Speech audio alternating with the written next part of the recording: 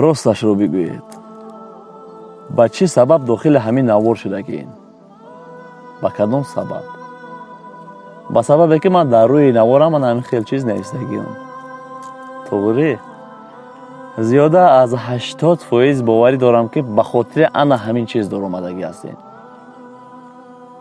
منتظریم که ما همین نوار را بگذاریم، همین زینو را، تا اینکه شما تماشاش کنین. این بدبختا را اول الله هدایت بکند که امروز ها زینو میکنن، با خوشان از چیانکه میکنن، با نوار میگیرن. اینها پسنی دین اسلام های پسنی مسلمان ها است. لیکن شما با انا همین سبب در آمدگی هستین. چرا یک حدیث یک قصه میزنیم مینویسیم نمیدارین 8000 7000 تماشاش میکنین؟ سبب در چی باشد؟ سبب در آنی هست که ایمان ما ضعیف است و ما خواهش ما فقط انا همین زیناکاری و انا همین خیلی فسادکاری و انا همین خیلی چیزا را زیاد تماشا که میکنیم میفورم اونا. بعضی ها میگن که این کارت برای پرسموت رای. مایلش اینه برای پرسموت رای. ای پرسموت ما برای ت ضرر زیان چی است؟ آیا فایدت میرسد یا اینکه ضرر؟ چی میرسد ده؟ تو ده یگم چی نمیرسد؟ تو داخل شو که در اونجا چی سخنه؟ من همین نوارا مخصوص برای همه شخصیت هایی کردم که بسیار دشنام ها میدادن که شما برای پرسموتر میکردین، برای مردم فریب کردن میکردین، برای انا همون کردین که انا همین خطون ببینین که همین فریب مردم خطون تماشاش میکنین. شما خطون که تماشاش نکردین هیچ کسی چیز در اینترنت نشر نمیکنه. باور بکنین ده. از سببی که میدونن که همه چی تماشابین میگیرن زینو، در که جای یک زینو نشود در اینترنت نشرش میکنن، در که جای یک مردن نشود میگن در اینترنت نشرش میکنن، در که جای یک اوری نشود میگن در اینترنت. هر چیزی که همین حالت هایی که همو ذره برای ما فایده ندارد، برای ما ترساور، برای ما یک شرماور، همون تماشا میکنن مردم. انا همین سبب میگیرن در اینترنت نشرش میکنن. میدونن که تماشا میکنن همینجا مردم. لیکن یک سخن تربیوی گوییم، یک فیلم های تربیوی بگیریم، تماشابین نمیگیره. البته ما و شما تماشا میکنیم فیلم های حضرت یوسف، حضرت عمر رضی الله عنه و یا اینکه دیگر صحابهان و پیغمبران را برامون چقدر پسند هستن. میخوایم که از داخل تاجیکستان ما هم خیلی فیلم ها ببراید. لیکن الحمدلله ما اگر که با سطح عالی به مثل اونها نمیتونیم، لیکن ان شاء الله شرایطش باشه شاید که بتونیم.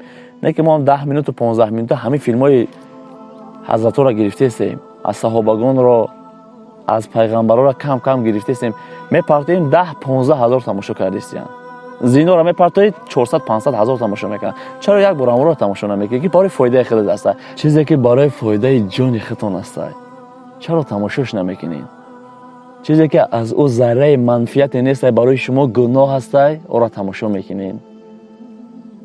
فهمیده می شود که عیب در همون تماشابینایی که خشون تماشاش میکنن با دشنام میتیان.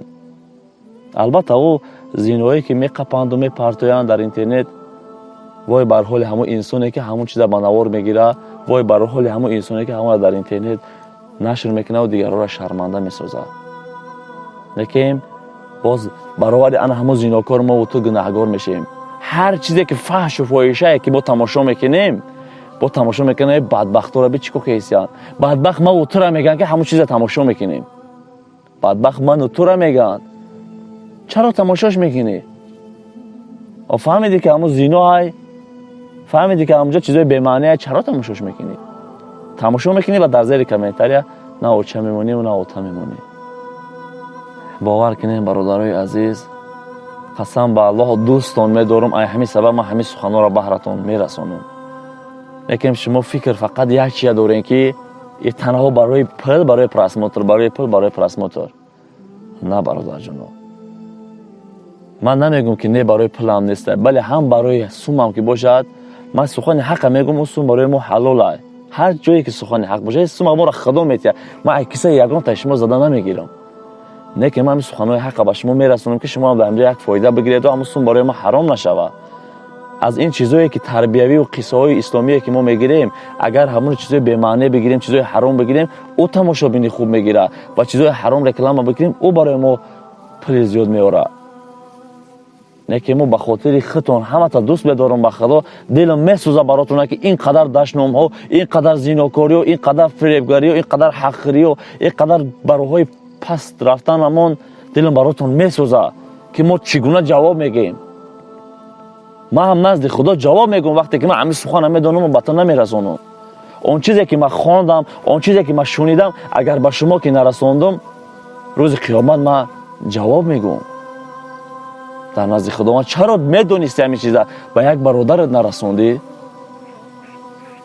من با برادرام میرسونم سخن مینویسم که قصه رسول الله میدونه تماشا میکنید 10,000 تماشابین داره. نه که یک زینا مینویسیم میدونه 300-400 هزار تماشابین داره. البته ما هر کاری که میکنیم این در اینترنت نشر شده است. این تا روزی که همین اینترنت وجود داره چیز میسته. انشاءالله یک سخن نیک باشه یک ثواب است، جاری است. یک سخنی بعد پست حرامی باشد این هم جاری است، گناه است. برای انا همین هر چیزی میکنین، هر چیزی میگوید پیش از آن سخنتون فکر کنین. ما دیگه با اون مردمی که مرا دشنام دادن من عموما اهمیتی نداره برای ما. اینا هم که میلیون دشنام میتین، میلیون ویدیو در زیدم بکنین برای ما فایده است و ضرر نیست. برای چی که عقل اگر در سر داشته باشن هر آینه نشسته فکر میکنن. نه که من میدونم که صاف بیسواد است، صاف جاهل است همه انسان هایی که دشنام میتین. صاف یک گمراه ها هستند. 150% من به شما دلیل دارم که شخصی که دشنام میکنه او یک گمراه است، یک فاسق ترین شخص است. حاضر میره انجا تو چی با انسانی که دشنام میکنه او را فاسق میگه. این سخن رسول اکرم صلی الله علیه و سلم است که شخصی که زبان بد داره و دشنام میکنه او فاسق است. بسیاری میگن که تو خودت دشنام میدادی کو؟ در گذشته دشنام که دادیم تو همه مردن ما دشنام تیم گفتنی هستین. یگان کس در این دنیا بی خطا و بی گناه نیست. وقتی که کردی دشنام گذشت رفت توبه بکن خدا میبخشته. ما که کردیم الحمدلله توبه کرده هستیم. شاید که با از روی عصبانی یگان کس دشنام داده باشیم سخن ناجور زدگی باشیم خداوند ما رو ببخشد، شما هم نیز ما رو ببخشید. خب انشاءالله که همتون به الله میسپارم. از این سپس هر کس چیزی که میکند کردن ما باز هم انشاءالله که فیلم های تربیوی، قصه ها و بسیار موضوع هایی که برای مردم فایده‌ناک است گرفتن میگیریم. وای بر حال همون شخصی که خواه بلاگر باشد، خواه تماشابین باشد، یک چیزی به معنی میپرتاید یا یک چیزی به معنی تماشا میکند، وای بر حالش. خداوند نگهبانتون باشد. در حق ما با دعا باشین. هرگز دعا را در حق ما فراموش نکنین که ما محتاج دعای شما هستیم. فی امان الله.